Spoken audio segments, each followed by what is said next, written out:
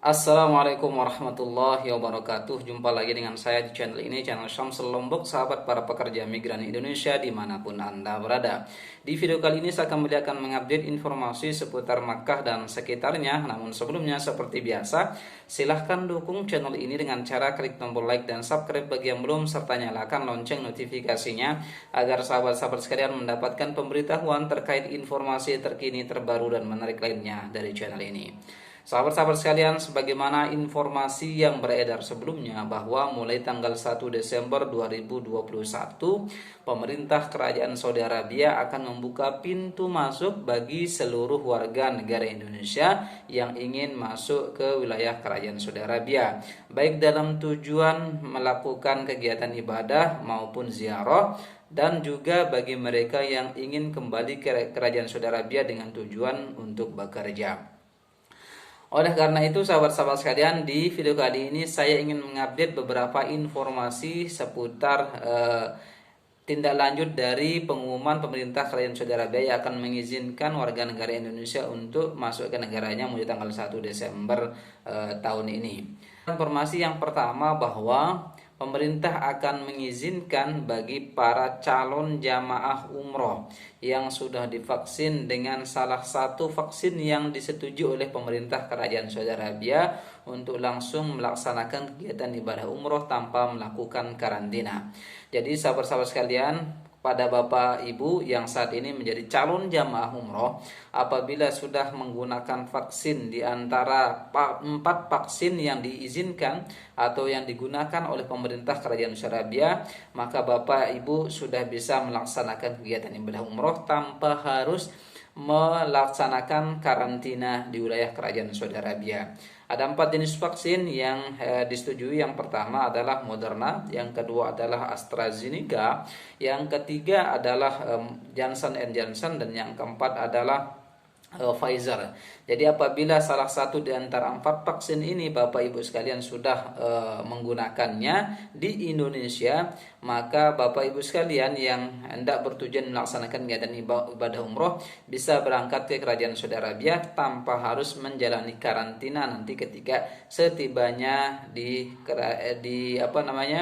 Bandara King Abdul Aziz yang ada di Jeddah.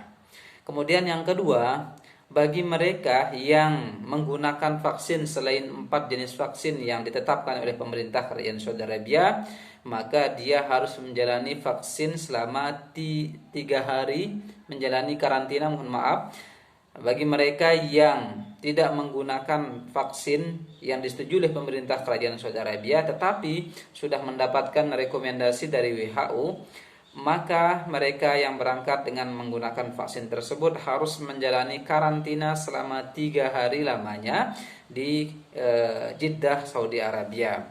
Jadi beda halnya dengan mereka yang menggunakan vaksin yang disetujui oleh pemerintah Kerajaan Saudi Arabia langsung bisa melaksanakan kegiatan ibadah umroh.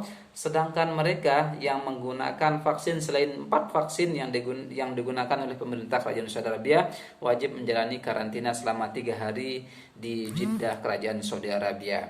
Misalnya di antara kita mungkin ada yang menggunakan Sinovac atau Sinovac, maka boleh terbang dengan catatan satu, dia harus menggunakan dosis yang ketiga menggunakan salah satu vaksin yang disetujui oleh pemerintah Kerajaan Saudi Arabia, misalnya Pfizer atau Moderna atau Johnson Johnson, atau kemudian juga menggunakan AstraZeneca. Jadi vaksin yang ketiga inilah menjadi booster, menjadi pelengkap di antara 2 dosis vaksin yang sudah diterima.